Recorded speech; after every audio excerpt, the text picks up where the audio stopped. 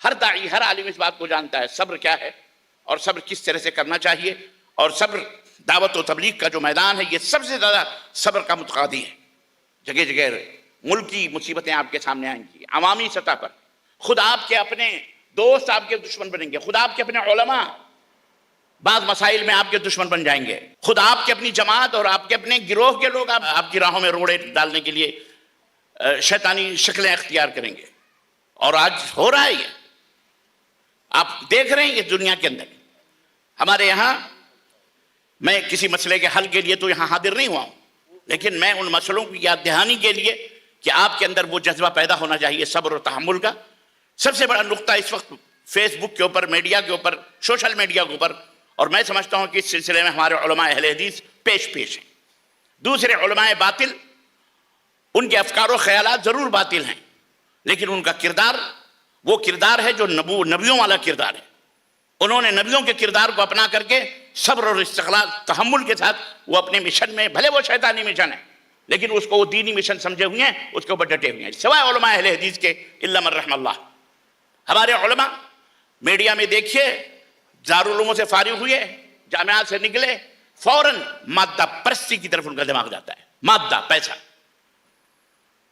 الا من رحم اللہ، چندے کو چھوڑ کر پیسہ ان کا خدا ہو چکا ہے. پیسہ ان کا اوڑھنا بچھونا بن چکا ہے. پیسے کے لیے وہ نہ جانے کیسے کیسے کام کر رہے ہیں. آپ دلی دیکھ لو، آپ بامبے دیکھ لو. صبر کہتے جی امام صاحب ہے 20,000 تنخواہ میں ہمارا کیا ہوتا ہے. امام یہ سب سے جہاں کہیں پیسے کی بات، فرض سے امام اور مؤذن کی بات آتی ہے، فرض سے علماء کی بات آتی ہے. عزیزان گرامی، یہ ایمان کی، میں سمجھتا ہوں یہ ایمان کی بے حد کمزوری ہے. ہمارے سامنے اسوہ مصطفیٰ صلی اللہ علیہ وسلم جناب علی، اس کی چھبی محو ہو چکی ہے. کل پرسوں کی بات ہے، مولوی صاحب سے ملاقات ہوئی تھی صاحب گنج کے اندر، جھارکھنڈ کے اندر. بات آئی، میں نے کچھ بات کہی، کہنے لگے یہی کہہ کر کے تو مولویوں کو تسلی دی جاتی ہے، صبر کرو، احتسب الاجر، ثواب حاصل کرو. عزیزان گرامی، بات ایسی نہیں ہے. رب کعبہ کی قسم ہے، میں ایک ادنا سے طالب علم ہوں، لیکن میں یہ بات دعوے کے ساتھ کہہ سکتا ہوں کہ اگر وہ خوبیاں جو اللہ نے، اس کے رسول نے بتائیں، اگر ہم اس کے اوپر واقعی اس کے اوپر عامل ہو جائیں تو آج بھی ہو جو ہم شعر پڑھا کرتے ہیں نا، کہ آج بھی ہو جو براہیم سے ایمہ پیدا، آگ کر سکتی ہے انداز گلستہ پیدا. یہ ہمارے لیے کیوں نہیں ہے؟ قرآن وَمَن يَتَوَكَّلْ عَلَى اللَّهِ فَهُوَ حَسْبُهُ، یہ ہمارے لیے کیوں نہیں ہے؟ صرف عوام کے لیے. عوام کو ہم صبر کی تلقین کرتے ہیں، عوام کو ہم توکل کی تلقین کرتے ہیں، عوام کو ہم اللہ پہ بھروسہ. وَمَن يَتَّقِ اللَّهَ يَجْعَلْ لَهُ مَخْرَجًا وَيَرْزُقْهُ مِنْ حَيْثُ لَا يَحْتَسِبُ. لمبی لمبی آیتیں پڑھ کر کے عوام کو تسلی دیتے ہیں. ہماری سمجھ میں یہ بات کیوں نہیں آتی؟ میں نے صرف یہ نہیں کہ اہل حدیثیت میں نے دیکھی ہے، اللہ کا فضل ہے، یہ بندے ناچیز مختلف ادوار سے گزرا ہے. میں نے بریلویت پڑھی، بریلویت کے ادارے میں بھی میں نے جوتے صحیح کیے اپنے پیر و مرشد کے، اپنے اساتذہ کے. دیوبندیت کے میدان میں بھی میں نے دیکھا ہے جوتے صحیح کیے ہوئے ہیں.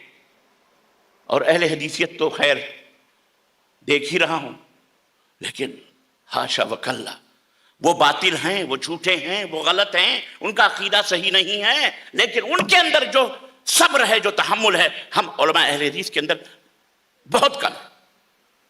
کیوں؟ شیطان ہمارے پیچھے لگا ہوا ہے. عزیزان گرامی، توحید کی نعمت تو دے دی، اور آپ فخر سے کہتے ہیں توحید ہو گئی، خلاص، ختم، جنت ہمارے باپ کے نام الاٹ ہو گئی. آپ نے اور دیگر مرحلے نہیں سوچے.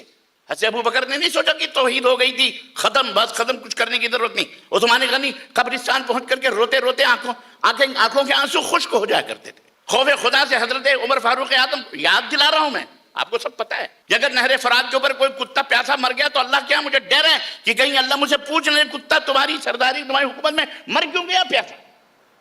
یہ خوف ہی تو تھا. کیا خوف تھا ان کو؟ ان کے لیے تو جنت ماشاءاللہ تبارک اللہ بشارتیں مل چکی تھی. یہ سب کہنے کی چیزیں ہیں، ہم کہتے ہیں، لیکن ہمارا ایمان اس کے اوپر نہیں ہے.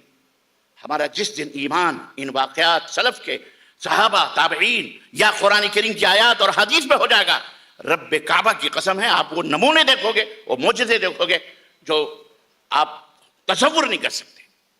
کیسے اللہ تعالیٰ جیسے دودھ سے مکھی نکالی جاتی ہے جو دشمنوں کے چنگل سے، کیسے اللہ صحابہ کو نکالتا تھا، اپنی آنکھوں سے دیکھو گے. اور اس ناچیز نے اپنی آنکھوں سے دیکھے ہیں، موت کے منہ سے نکلتا ہوا دیکھا ہے، میں نے خود دیکھا ہے. اور یہ سوچتے ہوئے کہ ہمارے پاس تو وہ کچھ بھی نہیں ہے جو صحابہ کرام کے پاس تھا، جو تلواروں کی چھاؤں میں بھی اللہ انہیں بچا کے لاتا تھا. بستر پر مر رہے ہیں حضرت خالد بن ولید، شہادت کی آرزو لیے ہوئے جنگ جنگ جنگ جنگ پھرتے تھے وہ کہ کوئی بندہ ہم کو شہید کر دے، لیکن اللہ تعالیٰ جس کو رکھے اللہ، جس کو اللہ رکھے ہوتے کون چکھے؟ وہ ایمان باللہ، وہ صبر تھا ان کے اندر تک، یہ چیز تھی جو ان کے اندر جو جرت پیدا کرتی۔ حضرت نوح علیہ السلام کو دیکھیے نمونہ قرآن کریم میں، 950 سال، 50 کم 1000 برس انہوں نے اللہ کی طرف لوگوں کو دعوت دی، 1000 برس۔ ہم تو چند تقریروں کے اوپر کوئی نہ سنے نہ کچھ کرے تو ہم بالکل بے صبرے سے ہو جاتے ہیں۔ کتنا صبر کیا ہوگا حضرت نوح علیہ السلام؟ کشتی بنائی تو چند معدود گنے چنے لوگ تھے، خود کا بیٹا بھی نہیں آیا، خود کی بیوی بھی نہیں آ سکی اس کے اندر۔